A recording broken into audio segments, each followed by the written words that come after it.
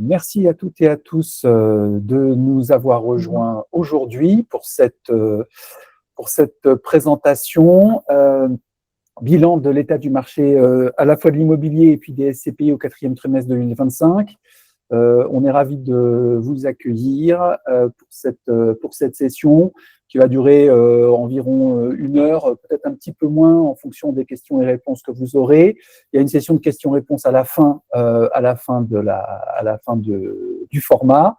Et puis, si vous avez des questions en cours de route, n'hésitez pas à les poser via le chat. Je peux y répondre au fil de l'eau. Ça permet d'animer l'ensemble de la présentation. Je vais commencer donc par vous présenter le menu du jour. On va se présenter rapidement qui on est, Deep Invest, pour ceux qui ne nous connaissent pas encore. Et puis ensuite, on va attaquer le marché de l'immobilier, puisqu'on va avoir une vision sur l'intégralité de l'année 2025. Et essayer de dresser quelques perspectives et tendances. Alors, je dis bien essayer parce que c'est vrai qu'on est quand même dans un marché qui est quand même toujours un marché et globalement une activité mondiale un peu compliquée avec les derniers événements, mais on va essayer de sortir les perspectives, on va dire, les plus critiques de l'ensemble. Et puis ensuite, derrière, on fera un focus sur le marché des SCPI qui a bien évolué aussi sur ces derniers trimestres. Rapide présentation. Donc, moi, je suis Marc Sartori, je suis le président de la société Deep Invest qui existe depuis 2005. Mon parcours d'immobilier depuis un peu plus d'une vingtaine d'années. Derrière, je suis retourné à l'école en 2018 pour passer un master en développement durable pour parfaire des connaissances sur cette thématique. Et puis, j'interviens sur différents supports, les AGFI, on a pas mal d'échanges aussi avec Le Monde maintenant, l'idée l'info durable, intervient dans des écoles. Et puis, je suis membre de l'acteur de la finance responsable pour cette dimension durabilité dont on parlera assez brièvement cette fois-ci, mais qui est aussi un de nos points d'attache. Deep Invest, qu'est-ce que c'est? Alors, à la base, c'est un cabinet d'expertise en évaluation immobilière qui a été fondé en 2005.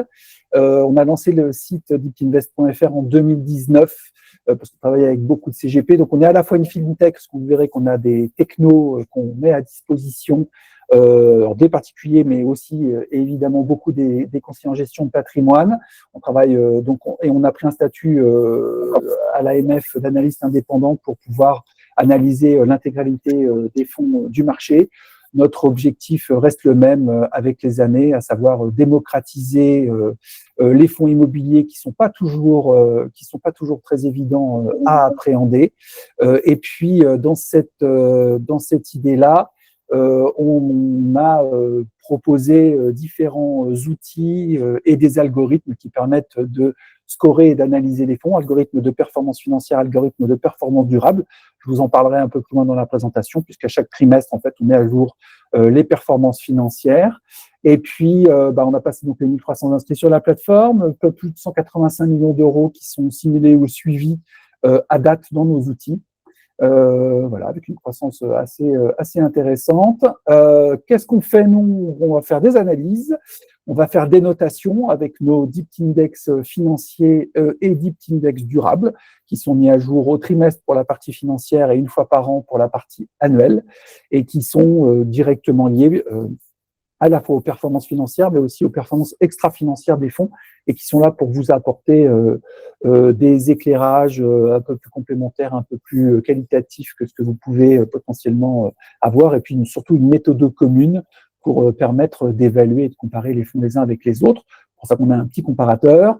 On a des portefeuilles types qui sont créés, et on peut aussi vous épauler sur la création de portefeuilles en fonction de vos besoins. Géomapping de fonds et du patrimoine des fonds, puisqu'on a tous les immeubles, y compris les pieds d'immeubles et les immeubles complets qui sont suivis chaque année et au fil de l'eau dans les outils. Et puis, le gros morceau, c'est l'allocation de portefeuille, où on en parlera tout à l'heure. Vous pouvez faire beaucoup de choses et vous allez pouvoir faire encore plus de choses avec ce qu'on a lancé et ce qu'on va lancer dans l'année. Alors, ce qu'on est en train de lancer, donc, ce qui existe déjà, c'est les importations de portefeuille. depuis des partenaires comme Carbone Alpha ou depuis O2S, où on arrive à récupérer les portefeuilles existants. Vous pouvez nous utiliser ensuite derrière pour faire vos simulations ou faire des préconisations à vos clients. Dans les prochains jours, on l'a mis un peu en avance, ça devait être prêt aujourd'hui, mais voilà, les devs ont un tout petit peu de retard. En tout cas, au début de semaine prochaine, ça sera mis en ligne. Vous pourrez, depuis vos interfaces, une fois que vous avez créé un portefeuille, automatiquement éditer vos documents d'entrée en relation, lettres de mission et rapports d'adéquation à vos couleurs, avec vos logos. C'est un format Word que vous pouvez potentiellement modifier selon besoin. C'est directement accessible aux abonnements qui existent soit au bimensuel, soit à l'année. Je pourrais vous détailler ça si besoin. Voilà, ça c'est notre petite nouveauté du premier trimestre 2026, sachant qu'il va y en avoir un certain nombre d'autres qui sont prévus dans notre roadmap sur l'année 2026. Et vous pouvez déjà, dans tout ce qui est existant, analyser vos portefeuilles automatiquement, y compris des portefeuilles historiques, avec des points d'attention en fonction de s'il y a des stress sur les valeurs de part, s'il y a des stress sur les liquidités des seconds marchés, etc. Et vous allez voir que tout ça est directement issu de l'ensemble des analyses qu'on peut réaliser avec tous les outils qu'on vous met à disposition. Alors, en général, ce qu'on aime bien faire, c'est commencer par faire un petit sondage pour voir l'état de la salle. Alors, j'ai lancé le sondage. La première question du sondage, c'est donc le marché de l'immobilier est reparti. Selon vous, cette reprise sera-t-elle durable sur 2026? Pour voir un peu votre état d'esprit, vous avez 3 choix. Oui, c'est reparti pour de bon. Deuxième possibilité, les années d'élection et de guerre ne sont jamais fameuses pour l'immobilier. Troisième possibilité, les prix n'ont pas suffisamment baissé pour que cette reprise soit durable, surtout si les taux d'intérêt remontent. Pour voter, pour ceux qui ne sont pas habitués au format, vous allez en bas à droite, vous avez un triangle, un carré et un rond, vous cliquez dessus, sondage, et vous pouvez exprimer votre vote. Je laisse ce petit écran-là, et je rappelle les choix qui sont possibles, à savoir oui, c'est reparti, les années d'élection ne sont jamais fameuses et les prix n'ont pas suffisamment baissé pour que cette reprise soit durable. Je vous laisse voter et puis je vais vous dire après le résultat des votes, évidemment. Je laisse encore voter quelques minutes. Une salle optimiste quand même globalement parce que le oui c'est reparti prend le dessus avec quelques petits doutes quand même sur la partie évidemment des élections et des guerres, enfin, et de là où, ouais, pour l'essentiel, de la guerre en cours. Quand même, l'optimisme, oui, c'est reparti pour de bon qui prédomine. Alors, oui, c'est reparti pour de bon, l'idée, c'est effectivement de vous apporter des éléments pour corroborer ou vous faire douter de cette position. Alors, premier élément, ce qui a caractérisé les dernières années, l'inflation, ce qui a été quand même le cœur de la problématique immobilière. L'inflation, où est-ce qu'on en est? Alors, ça peut être amené à changer avec les chocs énergétiques, peut-être le choc énergétique peut-être à venir. On ne sait pas trop le temps que ça va durer. Donc, on a eu ce qui est sûr, c'est qu'on a eu un énorme choc énergétique avec un pic inflationniste extrêmement fort. Hein, vous voyez, c'est monté extrêmement vite et extrêmement fort, avec une amplitude quand même qu'on n'avait pas connue depuis très longtemps. Et en France, au moins, ça a rebaissé et on était à un stade où on se posait la question sur le taux d'inflation. Alors, vous savez qu'une économie qui fonctionne normalement, c'est une économie qui a un petit peu d'inflation quand même, parce que le pire dans une économie développée, c'est qu'il n'y ait pas d'inflation, parce que ça veut dire que les anticipations sont négatives, et du coup, derrière, ça ne pousse pas à acheter les actifs, à consommer, et donc, c'est pas forcément toujours une très bonne idée qu'il y ait peu d'inflation ou pas d'inflation. C'était le risque auquel on était confronté dans les années 2014-2017, et on était reparti sur une tendance assez flat au niveau de l'inflation. Alors, ça ne nous arrange pas, nous, la France, d'avoir pas beaucoup d'inflation. Pourquoi? Parce que c'est le deuxième graphique, on a énormément de dettes, et vous voyez que c'est une dette qui fonctionne à cliquet, donc à chaque crise de 2008-2009, boum, on monte une marche, crise du Covid, boum, on remonte une marche, et ça ne baisse pas chez nous, ou très légèrement. Et vous voyez qu'on était reparti là sur une tendance, enfin la courbe est quand même extrêmement pentue pour une dette extrêmement élevée. Alors, c'est vrai que après, si on se compare à d'autres pays, par exemple, comme les États-Unis, c'est ce qu'on discutait juste avant de lancer le webinaire, vu les dettes qui sont déjà constatées et vu le train de vie, alors entre autres par les dépenses militaires, mais aussi par toutes les itérations économiques, c'est vrai que ça peut être pire ailleurs et ça peut créer des tensions. Alors en fait, ces deux éléments-là, pourquoi est-ce qu'ils sont importants à surveiller au niveau de la France? Parce que derrière, ici, on vous a mis le taux de la BCE qui est, vous voyez, qui a très fortement monté et puis qui a très fortement baissé, quasiment aussi vite qu'il était monté, pour se stabiliser autour des 2%, alors qu'on était à flat, à zéro avec le Covid, ou Covid. Donc, c'est un élément, là, pour l'instant, vous voyez, la courbe, elle est là, et la tendance, on ne sait pas si ça va remonter parce que l'inflation serait de retour, ou si il va falloir baisser, parce que globalement, avec des taux à 2% et une inflation chez nous qui serait en dessous de 1, ça pourrait commencer à devenir, en taux réel, ça pourrait commencer à devenir compliqué pour financer. Et puis, vous voyez ici, ça, c'est pourquoi c'est un taux qu'on surveille de très près, c'est l'OAT, donc c'est les obligations d'État qui servent en fait de un peu compas pour, du moins de référent pour les taux d'emprunt qui sont constatés sur le marché de l'immobilier. Et donc, vous voyez que ces taux sont quand même… alors, c'est vrai qu'on a connu une période où ils étaient extrêmement bas. Hein, vous voyez, toute la période 2020-2022, on avait des taux qui étaient en dessous de 1%. Donc, d'où le dynamisme du marché immobilier qui s'est écroulé avec la remontée des taux. Mais vous voyez qu'on a eu une petite baisse qui a été entreprise en 2023 et qui donnait vraiment une bouffée d'oxygène. Mais vous voyez, avec les derniers développements et les dernières tensions sur la dette française et les dettes globalement, les dettes au niveau international, on est quand même arrivé à des taux qui sont finalement pratiquement ceux qu'on avait quand on était au pic de 2023. Donc, qu'est-ce qui pourrait se passer dans les prochains trimestres? On militait, nous, beaucoup pour une stabilité de ces taux, ce qui semblait être relativement acquis. L'actualité alors politique, enfin géopolitique pourrait remettre en question ces tendances. Si ça s'arrête rapidement, il est probable que les taux puissent se maintenir. Voilà.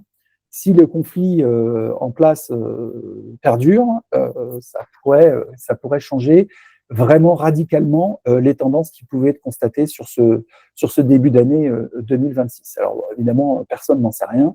Je ne sais même pas si Donald Trump le sait lui-même. Donc voilà, on va pas être présomptueux et dire ce qui pourrait se passer, parce que je pense qu'on n'en sait pas grand-chose. Il n'empêche qu'on est quand même… Voilà. Alors, cette courroie de transmission du taux d'intérêt, qu'est-ce qui s'est passé? Globalement, on fait deux grands marchés traditionnellement, le marché du résidentiel et le marché des bureaux, parce que ce sont les deux marchés les plus profonds et les plus importants qui existent au niveau européen. Premier élément, on est sur un taux de vacances locatives qui est jamais vu dans l'histoire des vacances locatives de bureaux. On a dépassé les 6 millions de mètres carrés et on vous a mis quand même une tendance longue. Vous voyez que depuis 2000, on n'a jamais eu autant de vacances locatives. Donc ça, c'est un élément extrêmement inquiétant sur le marché des bureaux. Ça reste inquiétant. Plusieurs pistes sont évoquées et nous, on aime bien toujours se référer aux chiffres pour comment on va dire, étayer les tendances marketing. Beaucoup d'acteurs parlent de transformer les bureaux. Donc, vous voyez qu'on a parmi les 6 millions de mètres carrés, donc quand même un volume très conséquent, on arrive à peine à avoir des accords, des autorisations pour transformer 100 000 mètres carrés.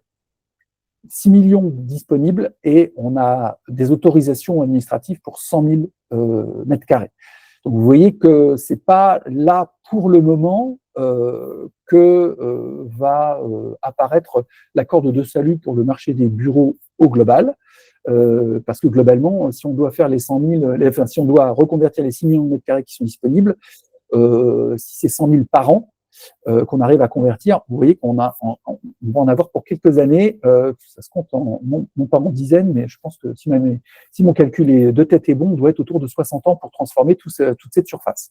Donc, soit on arrive à accélérer sur la transformation des bureaux, soit on a une reprise très forte, mais en tout cas, il faut qu'il se passe quelque chose, et d'un cas ou l'autre, il faut qu'il y ait des évolutions qui arrivent pour redynamiser ça. Alors, la conséquence de tout ça, quand même, si on regarde le volume des investissements qui sont consacrés par les professionnels, vous voyez clairement que les volumes sont beaucoup plus importants que ce qu'on a pu constater, par exemple, sur l'année 2023, fin 2023, début 2024, c'était vraiment une période extrêmement creuse.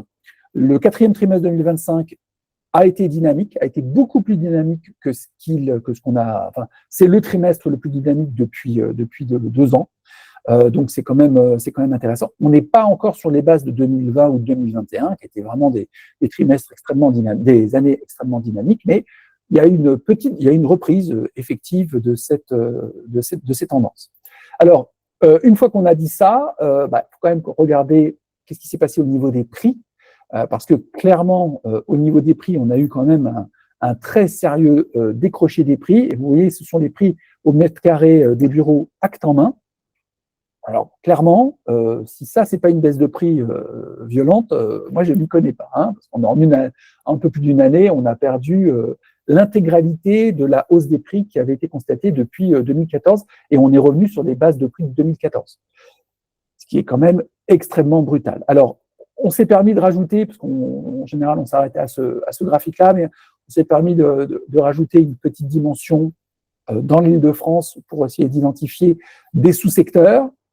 Et vous voyez que malgré tout, même si le quartier central des affaires maintient sa prédominance en termes de prix au mètre carré, il y a quand même une baisse des prix aussi qui est constatée sur ce segment-là. Alors, certes moindre que pour d'autres, mais c'est quand même assez sensible. Donc tous les secteurs souffrent, certains un peu moins que d'autres, mais globalement, c'est quand même un marché qui est profondément touché par cette crise.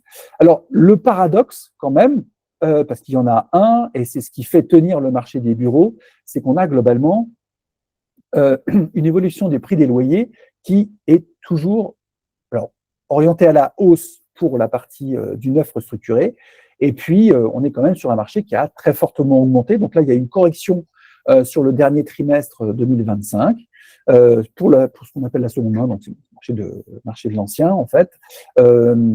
Alors, ça reste quand même une sacrée corde de rappel pour tous les gérants qui sont en place, parce que ça veut dire que derrière, on se retrouve à avoir quand même un marché où on a des acteurs qui peuvent trouver, sous réserve d'avoir des biens qui correspondent à la demande, et c'est probablement là où on va avoir une vraie différenciation qui va pouvoir se faire avec les différents, en fonction des différents actifs, parce que derrière, on a très clairement un peu une dichotomie. Alors, on verra si c'est une tendance lourde ou si c'est simplement un aléa conjoncturel, mais clairement, quand même, les bureaux, la location des bureaux tient toujours la route. Alors, il faut aussi rappeler quand même que ces chiffres-là sont faits, c'est du contrat signé, c'est prix au bail, qu'on l'appelle. Par contre, vous avez un coefficient d'accompagnement qui n'a jamais été aussi élevé, qui est de 30%. Donc, en gros, ça veut dire que toutes les locations qui sont faites, vous avez pratiquement un trimestre qui est à chaque fois offert par les gérants lorsqu'ils font les relocations. C'est quand même un acte extrêmement fort, et on verra que sur les SCPI, on ne voit pas toujours cette dimension-là parce qu'elle a été, on va dire, un peu masquée par un certain nombre d'autres indicateurs et d'autres signaux. Alors, qu'est-ce qui se passe maintenant sur les investissements au global ? Vous voyez que ce qu'on disait, 2025, un peu plus dynamique. On n'est pas sur des tendances de 2020-2021, mais on est quand même sur des tendances du type 2018-2019, qui étaient des marchés qui fonctionnaient plutôt pas trop mal, avec de l'investissement résidentiel en France, des professionnels qui reviennent sur des segments type résidence étudiante, EHPAD, qui sont là, avec un très beau quatrième trimestre par rapport à ce qu'on a pu connaître sur les 2 dernières années. Donc, voilà, globalement, une inflexion, et effectivement, donc voilà, une réelle amélioration du marché, d'un certain nombre de marchés, pas de tous, hein, comme on a pu le voir. Sur le marché du résidentiel, si on reste à regarder, donc les derniers taux constatés, 3,25 sur février 2026, vous voyez que globalement, on a des taux qui avaient très rapidement, très fortement monté, avec des banques qui prêtaient plus ou quasiment plus sur l'année 2023, des taux qui ont décru et puis qui se sont maintenus. Alors voilà, là on est une légère augmentation, on n'est pas encore dans quelque chose de très substantiel. 3,25, ça reste des taux sur lesquels 3,25 sur 20 ans, l'immobilier s'est travaillé, hein, on travaillait par le passé autour des 3%, donc ça reste un taux qui n'est pas encore, on va dire, pénalisant. L'histoire est différente quand on est à 3,5 ou 4%, comme on a pu connaître sur l'année 2023, on voyait que clairement le marché s'arrêtait parce que les taux étaient extrêmement élevés. Alors, ces taux-là, on a travaillé avec ça par le passé, mais on a travaillé avec ça par le passé. Donc là, on voit que le volume de prêts a repris très fortement des couleurs. On est quand même sur on a eu vraiment, on a atteint le fond de la piscine, on va dire, autour du mois d'avril 2024, et on est maintenant sur une tendance qui est plutôt, on va dire, convenable, avec un marché qui tourne moins fort que ce qu'il a pu tourner dans les années 2020, mais qui reste quand même extrêmement, on va dire, une belle recovery pour ce marché. Et le point d'attention, c'est que, effectivement, avec le retour, avec la reprise, vous voyez ici les prix moyens qui repartent à la hausse. Et c'est probablement ça le point qui est quand même assez critique, c'est que globalement, les prix alors, ils ont baissé, oui, hein, on ne va pas dire qu'ils n'ont pas baissé, mais globalement, par rapport à la hausse, vous voyez, on a mis une série longue depuis 2000.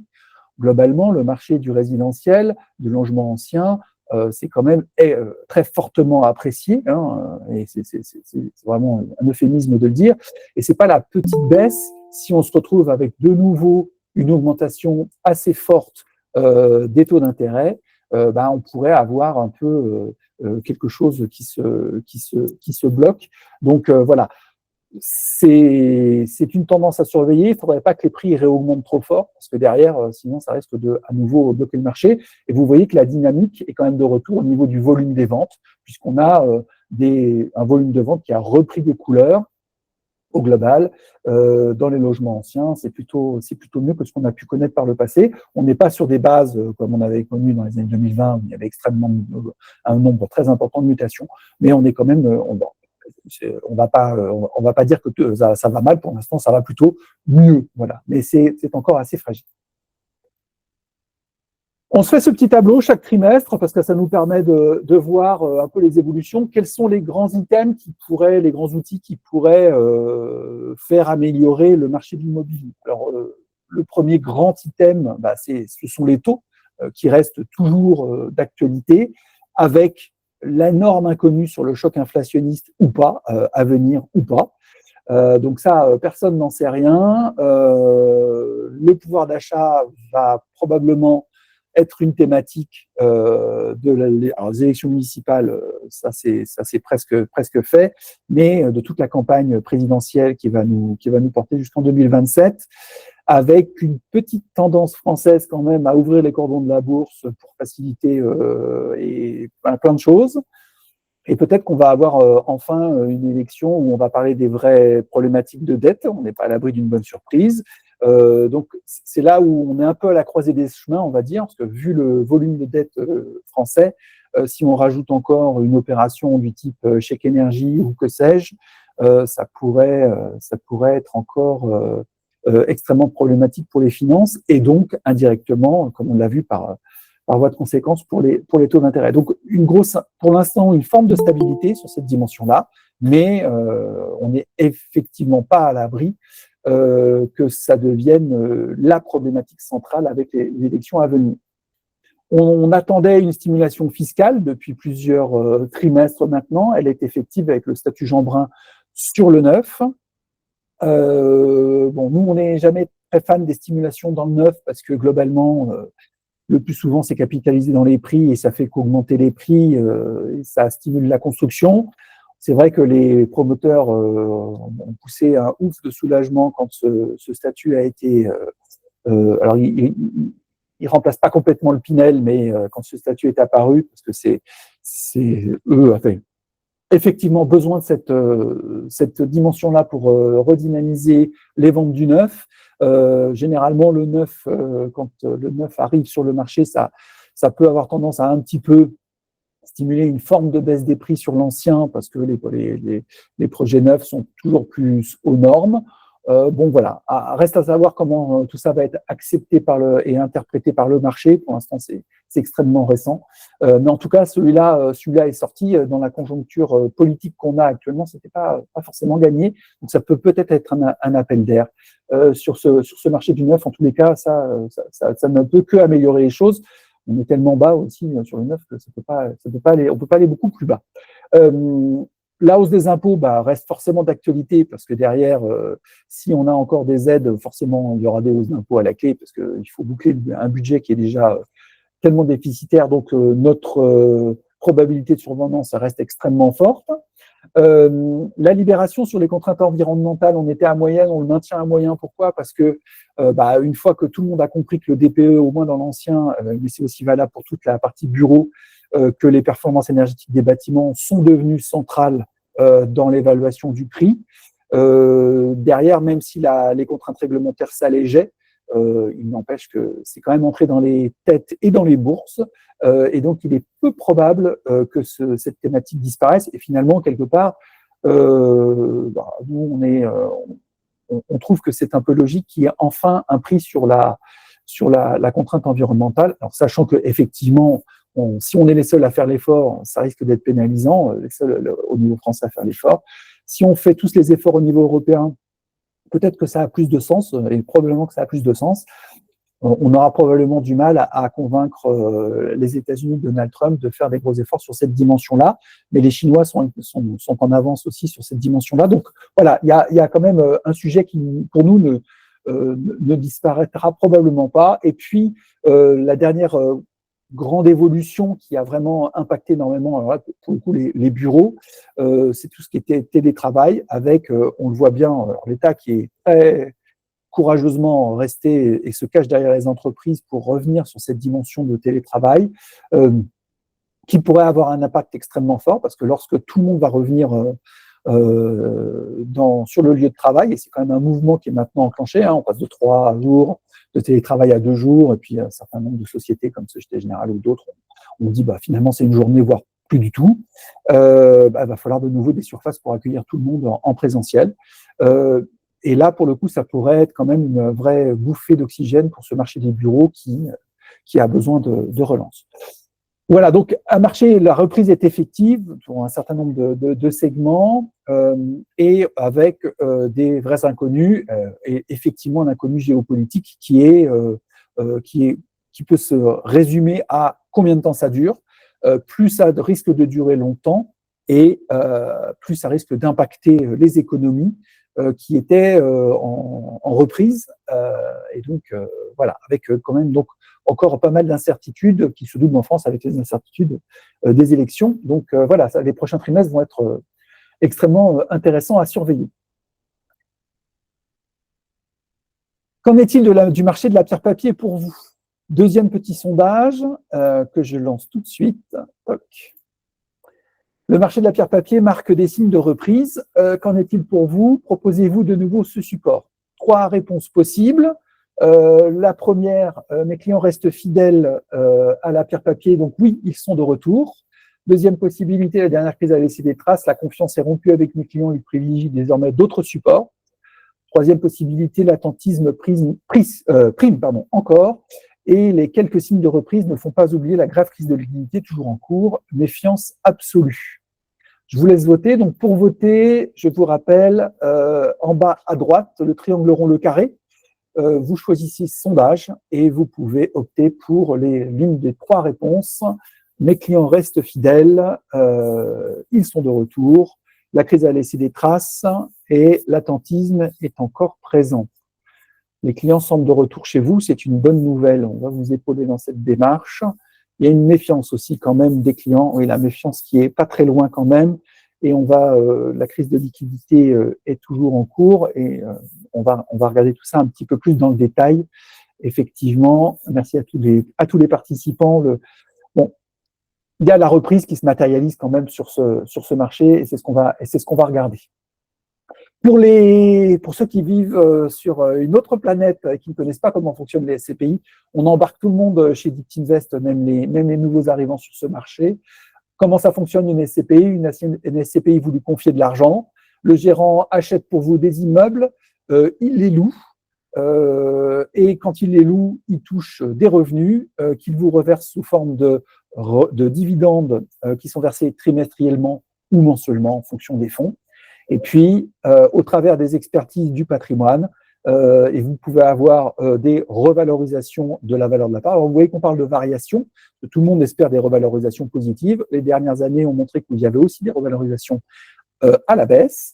Et c'est ce qui permet de faire fonctionner le fonctionnement d'une SCPI type. C'est ni plus ni moins comme un bien immobilier quand vous l'achetez, sauf que ça vous donne accès à des patrimoines qui sont beaucoup plus importants et surtout à des stratégies qui peuvent être différentes. Et on va voir que les stratégies, par exemple, européennes ou défiscalisantes peuvent être intéressantes. Alors, je vais quitter ce support-là pour arriver sur nos outils. Ça me donne l'occasion de vous les présenter. On a plein d'outils. Alors, je vais juste vous montrer les derniers, par exemple, celui de notre allocation de portefeuille. Vous voyez, par exemple, quand vous faites des allocations type chez nous, donc vous pouvez éditer des rapports d'analyse. Et puis, dans les prochains jours, vous aurez la possibilité d'éditer directement vos documents d'entrée en relation, les lettres de mission, les rapports d'adéquation en format Word. Vous avez juste à cliquer, ça s'édite. Et à l'intérieur de ces éléments-là, vous allez avoir toute la matière réglementaire pour pouvoir fournir ça à vos clients. Et pourquoi est-ce que c'est intéressant? Parce que vous faites d'une pierre deux coups, non seulement vous évitez le réglementaire, mais aussi vous allez pouvoir suivre les portefeuilles. Et vous voyez, en fonction de, par exemple, Coromixel, on a toujours une tension sur la valeur des parts. Pourquoi? Parce que vous êtes dans les tunnels de valorisation. Nous, nos moulinettes, elles disent que il peut y avoir une tension sur cette SCPI. Alors, quand vous êtes en noir, c'est qu'il y a une réelle tension. Et le deuxième point qui est à surveiller, c'est la liquidité du marché. Vous voyez, Coromixel, par exemple, il peut y avoir potentiellement une tension sur la valeur des parts par rapport aux dernières expertises. Et on a un marché qui est liquide. Donc, ça veut dire que après, à vous la main par rapport à quand est rentré le client, quels sont ses objectifs patrimoniaux, tout ce que vous devez faire comme bilan patrimonial. Mais ici, clairement, vous pouvez avoir, si c'est un client qui est rentré à 10, 15 ans, vous pouvez avoir un intérêt à le faire sortir pour, par exemple, le repositionner sur d'autres fonds, parce que ça lui permettrait d'acter à la fois la plus-value, il a eu les rendements, d'acter la plus-value, et puis de récupérer une partie de ses fonds. Vous voyez, c'est à ça que servent nos outils, entre autres choses, pour pouvoir essayer d'un peu anticiper, puis vous retrouver nos scores de performance financière et de performance durable qui vont venir vous épauler dans votre devoir de conseil, parce que c'est quand même un devoir de conseil élargi auquel vous êtes exposé. Et dans ce devoir de conseil, nos scores vous permettent justement, vous voyez, quand vous avez un 68 sur 100, c'est plutôt des bons scores. Quand vous avez un portefeuille qui est à 58 sur 100, vous êtes plutôt bien positionné. Si vous êtes sur des fonds qui sont en dessous, par exemple, on a mis Rivoli Avenir à 53, ou Paref à 55, peut-être qu'il faut se poser des questions sur ces fonds-là. Et ces scores-là, en fait, vont permettre, vous pouvez avoir le détail évidemment de comment sont construits ces scores, mais ça peut vous permettre d'attirer votre attention sur des éléments que vous n'avez pas forcément toujours en tête dans votre tour de contrôle et vis-à-vis de vos clients et vis-à-vis des objectifs d'investissement évidemment de vos clients. Alors, si on vient, donc en fait, tous nos outils sont alimentés par la donnée brute que je vais vous présenter ici. Donc, ça, c'est aussi des slides que vous avez accès directement dans le baromètre des SCPI, qui existe en version trimestrielle ou en version annuelle. Parmi les éléments, vous allez avoir, par exemple, les nouvelles SCPI qui se sont lancées avec les dates de création. Voilà, donc on est quand même toujours sur un marché qui est quand même extrêmement dynamique. Nous, le marché qu'on suit systématiquement, vous pouvez le suivre.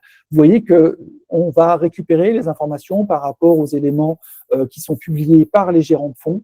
Donc, on a, sur le quatrième trimestre 2025, on a récupéré 126 fonds, je crois qu'il nous en manque encore un ou deux, mais des tout petits.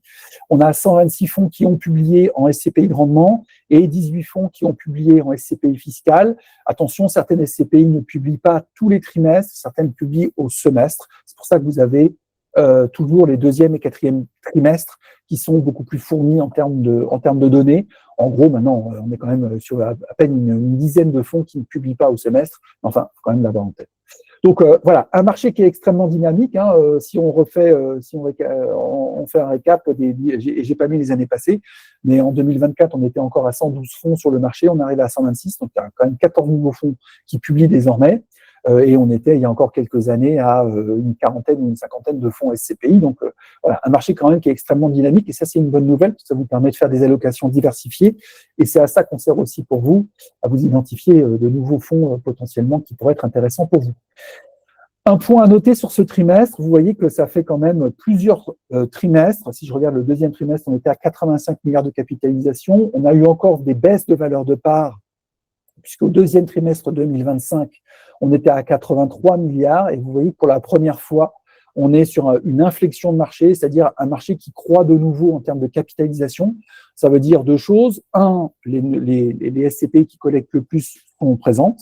Et puis deux, celles qui avaient subi des très fortes baisses de valeur de part, elles ne déprécient plus leurs actifs pour le moment. Et donc, ça veut dire on a quand même atteint un point bas sur le marché. Donc, effectivement, c'est intéressant, probablement, de se repositionner sur ces fonds. Alors, j'en parle toujours parce que le taux de distribution, c'est ce que tout le monde parle. J'ajoute toujours que c'est l'un des plus mauvais indicateurs qui soit pour identifier quelles sont les bonnes ou les mauvaises SCPI. Pourquoi ? Eh bien, parce que simplement, c'est un indicateur qui est toujours en retard par rapport à d'autres indicateurs. Et vous voyez que globalement, on pourrait se dire, c'est super, on était à 4,96 de taux de distribution moyen sur le marché. Là, on arrive au quatrième trimestre, on est à 5,53. Donc, formidable. Oui, sauf que n'oubliez pas que le taux de distribution, c'est un ratio.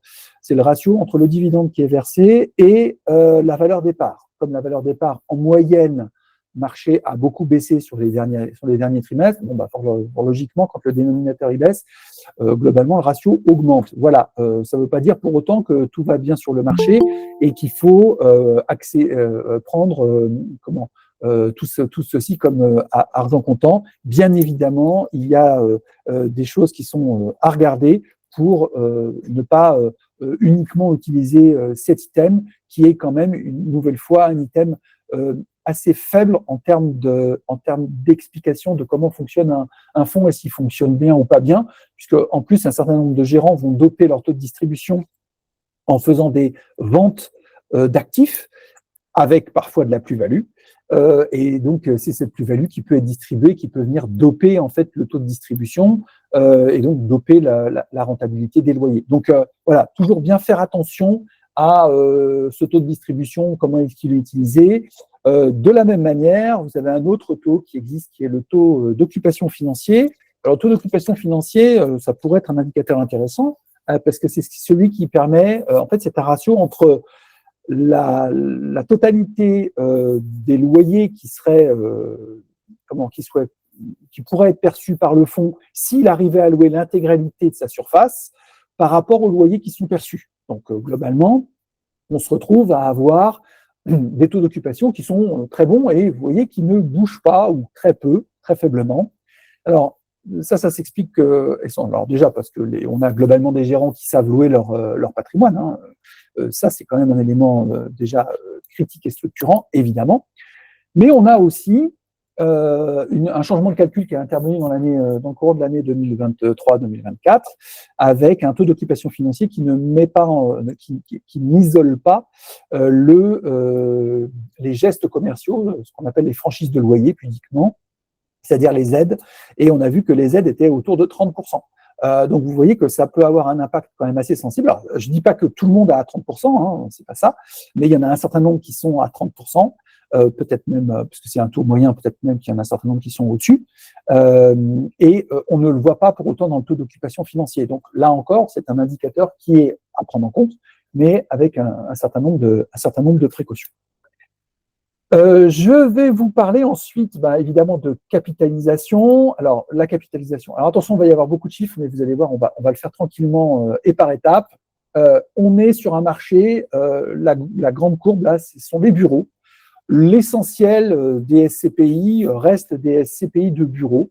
Même si, et vous voyez que c'est pour ça qu'on a mis ces chiffres-là, vous voyez qu'on était à plus de 54 milliards de capitalisation de SCPI qui s'identifient comme étant des bureaux, à en dessous de 50 milliards, pratiquement un an et demi après, de SCPI qui s'identifient comme étant des bureaux. Alors, deux manières d'interpréter. Première manière, il y a de moins en moins de SCPI, ou du moins toutes celles qui se lancent, elles se lancent dans la colonne diversifiée, que vous avez ici, et qui fort logiquement augmente.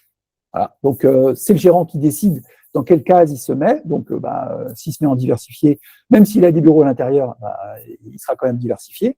Premier élément d'explication. Puis, deuxième élément, beaucoup des grosses SCPI de bureaux ont baissé leur valeur de part. C'est ce qui explique aussi la baisse de cette dimension-là.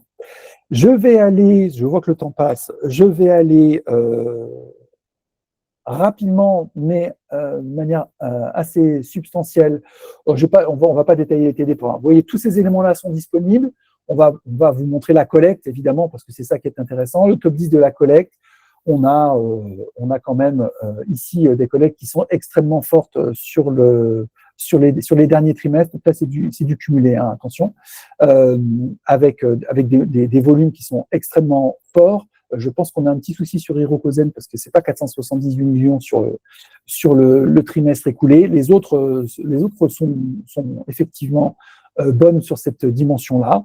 Avec, vous voyez, des fonds qui arrivent à collecter quand même. On a plusieurs fonds qui sont au-dessus des 100 millions de collectes sur un trimestre, ce qui est extrêmement fort par rapport à ce qu'on avait pu connaître. Hein. Si je vous mets par exemple au deuxième trimestre, vous voyez, on avait aussi des fonds qui collectaient quand même pas mal. Mais voilà, donc la collecte est toujours présente, pas pour tout le monde. Vous voyez qu'il y en a quand même encore un certain nombre qui sont, alors quand ça baisse, ça veut dire que c'est des valeurs de part qui sont réajustées. Donc voilà, et vous avez ici les fonds qui collectent le plus.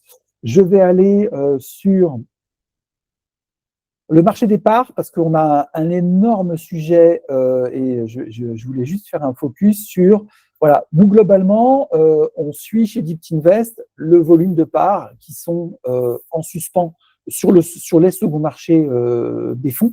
Donc, on suit pour toutes les SCPI du marché. Et vous voyez qu'on a fait un peu d'historique quand même, alors c'est un peu méchant quand même, parce qu'on a une crise très forte. Mais c'est intéressant quand même d'avoir les perspectives aussi. En 2022, on était globalement en moyenne sur l'ensemble du marché à 3000 parts en moyenne. 3000 parts en moyenne. Je vais mettre le deuxième trimestre pour que ça soit vraiment 2300 parts en moyenne pour l'ensemble des fonds, pour chacun des fonds sur le marché. Vous voyez clairement la montagne qui a commencé à monter. Avec 2023, on était à en moyenne 64 000 parts par fonds, en moyenne. Hein, donc, il y en a qui sont très, très au-dessus, il y en a qui sont très, très en dessous. Et puis, si je fais, vous voyez, l'année 2024 et l'année 2025, on est arrivé sur la base au quatrième trimestre 2025, 99 000 parts. Ça veut dire quoi? Ça veut dire qu'on a des fonds qui ont des volumétries de parts à vendre qui sont quasiment inédites en fait sur le marché, avec donc ces fonds en plus, pour un certain nombre d'entre eux, ne collectent plus ou pas. Et donc là, on est vraiment sur un problème de liquidité extrêmement fort. Alors, et une fois encore, c'est pas tout le marché, mais c'est un certain nombre de fonds qui sont dans cette catégorie-là. Alors, chez DeepInvest, en fait, on fait un calcul qui s'appelle chez nous, ça s'appelle le délai de cession. On calcule en mois.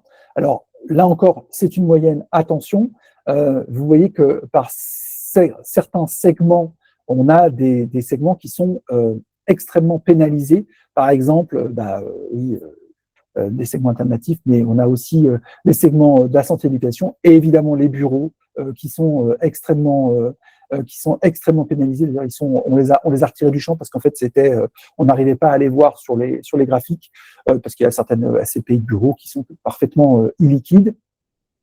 Et on calcule ainsi pour vous les délais de cession. Donc, c'est exprimé en mois et c'est par rapport à la vitesse et au volume de parts qui ont été présentés sur le trimestre écoulé.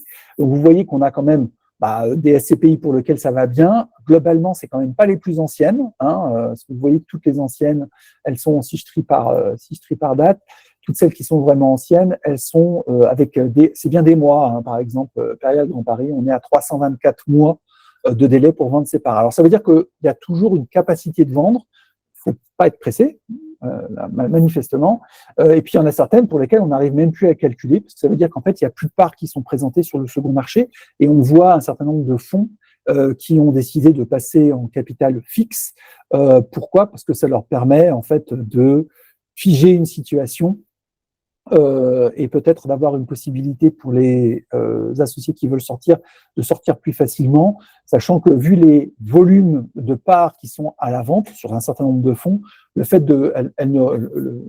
d'être en capital variable n'aura plus jamais aucun intérêt pour elles, parce que, sauf si elles se remettent à collecter de manière incroyable, elles n'arriveront quand même que difficilement à récupérer de telles volumétries. Vous voyez, on est toujours en moins, Géné Pierre de chez Amundi, on est à plus de 11 000 mois, donc en fait, on n'est pas très loin de l'illiquidité totale. Donc voilà, ça c'est sur la partie le choc de liquidité, on y est encore, on y est toujours. Et après, derrière, si on s'intéresse, je vois le temps qui passe, n'hésitez pas à poser vos questions, si vous voulez, en chat, je pourrais y répondre soit au fil de l'eau, soit après. On va juste faire deux petits focus. Le premier qui est sur les gérants. Vous voyez que, alors j'ai mis 3 ans parce que c'est intéressant quand même de regarder ce qui s'est passé sur les 3 dernières années. Globalement, on est quand même sur un chamboulement extrêmement violent des parts et des places qui sont occupées par les gérants. Vous voyez que la Française, qui était un leader quasi incontesté sur le marché, avec globalement plus de 11 milliards de capitalisation pour l'ensemble de ces parts, de ces fonds, on est arrivé à une capitalisation de moins de 9 milliards. Donc, vous voyez, la destruction de valeur qu'on a constatée quand même sur le marché est quand même extrêmement forte. Et pendant ce temps-là, on a quand même des gérants, alors il faut qu'on en parle, évidemment, Quorum qui a explosé en matière de collecte pendant la période où… Alors, c'est d'autant plus marquant que comme les autres se sont mis à moins collecter, voire à décollecter, eux, comme ils ont continué à collecter, forcément, ils ont récupéré des places et vous voyez qu'ils sont arrivés, maintenant ils sont 3e. Et autant vous dire que le deuxième, comme c'est Praemia qui va pas bien, il est fort probable qu'il récupère une deuxième place assez rapidement et qu'il puisse venir talonner la Française. Donc c'est quand même un bombardement extrêmement fort. Au rayon des évolutions extrêmement sensibles, on a aussi Atlan qui maintient une collecte très sensible. Et puis, on a aussi des nouveaux arrivants, alors ex-nouveaux arrivants, mais quand même, des Aldéran, par exemple, des Iroko, qui ont des collectes, alors là, qui sont extrêmement fortes. Et puis, on a aussi Arkea, qui est ici, alors là, qui n'existait quasiment pas il y a 3 ans et qui se retrouve à être en place extrêmement bonne sur le marché. Alors, avec des vrais sujets pour ces gérants et pour ces fonds, parce que derrière, une collecte forte en très peu de temps, on a déjà connu ça par le passé, pour ne pas les nommer Praemia, par exemple, avec un vrai challenge de pouvoir bien acheter, parce que on sait qu'un certain nombre d'acquisitions qui ont pu être faites en période de forte collecte par le passé n'ont pas été toujours des acquisitions extrêmement pertinentes et performantes.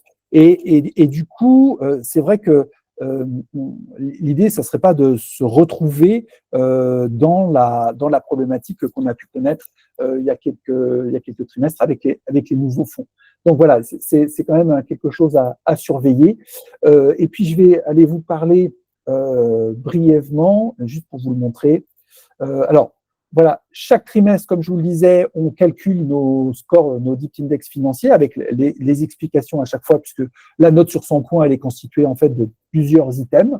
Et vous pouvez aller choisir, par exemple, je vais prendre Activimo. Voilà, Activimo globalement qui se maintient, mais qui est un peu en perte de vitesse par rapport aux autres acteurs sur le marché, parce qu'il collecte moins, parce qu'il y a un certain nombre d'actions qui se sont faites. Et vous pouvez aussi, c'est le graphe normalement, est-ce que j'ai comparatif là Alors ça, c'est pour comparer les fonds entre eux, parce qu'on a tout un tas d'informations que vous pouvez éventuellement comparer. Vous pouvez comparer aussi les évolutions des DIPT Index en choisissant les fonds les uns avec les autres, ce qui vous permet de voir comment ces fonds fonctionnent entre eux et voir s'il y en a qui ont des décrochés ou pas en fonction des évolutions dans les calculs. Je vais terminer cette présentation par ici. Alors non, c'est pas là. Hop, je vais trouver ma bonne page. Qui est j'ai perdu ma page. Alors mince. Où est-elle Voilà. Le tunnel de valorisation. Donc, ce tunnel de valorisation, il est mis à jour, vous voyez, soit au trimestre, maintenant le plus souvent au semestre, en fonction, alors à la fois des évolutions des parts, mais aussi en fonction des expertises qui sont réalisées par les fonds. Je ne rouvrirai pas le débat sur la pertinence de faire une expertise tous les 6 mois pour des fonds immobiliers, parce que bon, l'immobilier ne bouge quand même pas aussi vite que ça. Mais enfin bon, c'est un choix du régulateur, donc allons-y, pourquoi pas. Et vous pouvez prendre en fait n'importe quel fonds pour voir. Donc là, par exemple, vous voyez, on est sur Activimo, qui est en dernière de valeur reconstitution à 609,65. La valeur de la barre est à 610. On est raccord, elle est un tout petit peu au-dessus. C'est pour ça qu'Activimo, dans vos portefeuilles, elle sera en rouge. Parce que on est sur sur une valorisation qui est un petit peu moins favorable que ce qu'elle était par le passé. Alors, évidemment, il faut regarder dans le détail. C'est pour ça que les allocations de portefeuille sont là essentiellement pour vous faire, vous rappeler comme une corde de rappel sur les éléments qui sont à regarder. Et puis, ce qui est intéressant, c'est aussi de regarder les tendances, évidemment. Alors ça, on ne peut pas les mettre dans les tableaux, mais vous voyez que globalement, il y a eu une période où l'écart était quand même assez substantiel pour Activimo pendant la période au plus fort de la crise, et ils ont réussi à quand même corriger le tir et que le patrimoine s'est réapprécié de nouveau. Je vais en prendre une ou deux autres comme ça. Parmi, par exemple, celle qu'on aime bien, la SCPI Tourisme Atrimotel.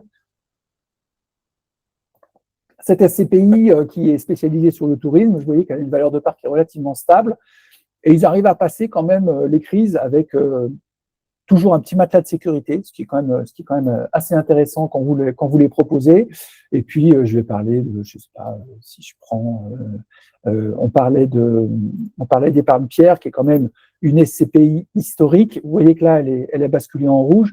Enfin, on est quand même sur un fonds qui est plutôt bien géré, parce que moi, cette courbe, c'est ce qu'elle me fait penser, avec des baisses de valeur de part du patrimoine, parce qu'ils sont dans un marché comme tout le monde, et leur patrimoine a baissé un peu, ils arrivent quand même à avoir passé la crise sans avoir à toucher leur valeur de part. Alors, ils sont en zone rouge désormais, mais oui, c'est très léger.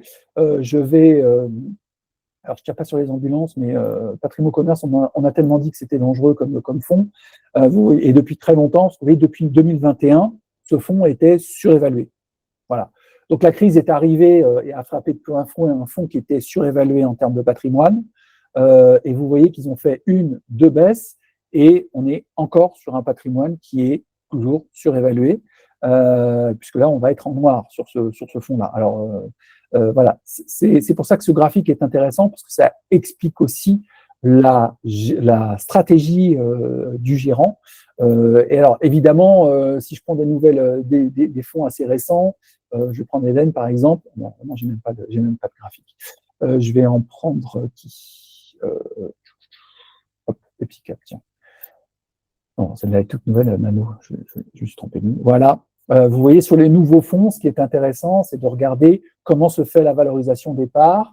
Et vous voyez que globalement, on peut suivre l'évolution et se dire qu'il y a toujours une marge de progression avec, évidemment, alors comme c'est des plus petits patrimoines, il y a une réactivité qui est beaucoup plus importante, beaucoup plus importante pour chacun de ces fonds. Voilà ce qu'on voulait vous raconter ce matin. Donc, je parle beaucoup, hein, vous l'avez compris, mais là, je vais arrêter de parler. Est-ce que vous avez des questions à nous poser? Vous n'hésitez pas. Je vais vous laisser sur ce petit résumé. Hop là, voilà, c'est pas là du tout, mais on va avancer vite. Hop, voilà, ici. Voilà, ça, ce sont nos DIPT Index de performance financière et durable. Donc, comment est-ce que ça se lit? En horizontal, la performance financière. En vertical, la performance durable. Tous les fonds qui sont situés dans cette partie-là, dans cette partie-là, ils vont être plus durables et plus performants que la moyenne du marché. Donc, vous voyez clairement, par exemple, là, on a, alors ça, c'est remise à jour avec les 4e trimestres 2025. On a Transition Europe qui coche toutes les cases quand même, hein, à la fois de la performance financière et de la performance durable. Et c'est ça qui peut être intéressant avec notre approche de scoring, parce que c'est le même score qui est calculé chaque trimestre et chaque année pour l'ensemble des fonds. Donc, ça vous permet d'avoir vraiment un résumé de ce qui se passe. Alors après, vous pouvez avoir vos sensibilités. On n'est pas là pour lutter contre, bien évidemment. On est juste là pour les accompagner et pour vous mettre en évidence quelques peut-être certitudes ou vous faire vaciller sur 2-3 certitudes que vous pourriez avoir sur des fonds. Vous voyez, Crimec est bien positionné sur la dimension de performance financière et qui répondent toujours pas à nos questionnaires de durabilité. Donc, ils sont en notation, ce qu'on appelle la notation minimum chez nous, qui est plutôt, qui est pas si mauvaise que ça. Et on espère qu'un jour, ils vont répondre à nos questions.